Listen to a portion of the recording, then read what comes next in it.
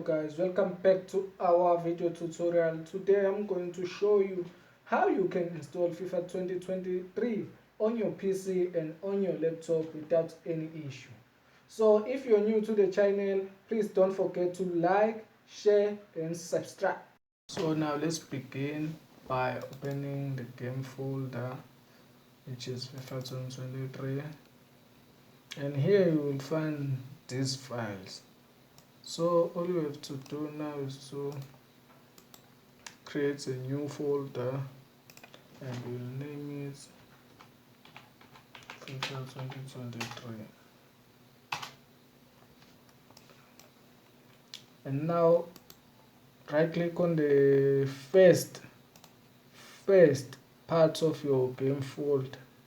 Right click on it and extract files.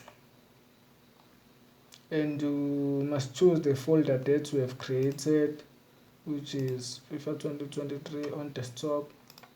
Click yes, and the extracting is now begin, which is going to take a while, so I'm gonna pause it for a while. We have entered the final step of this video, the main one. All you have to do now is to select these two files and copy it here.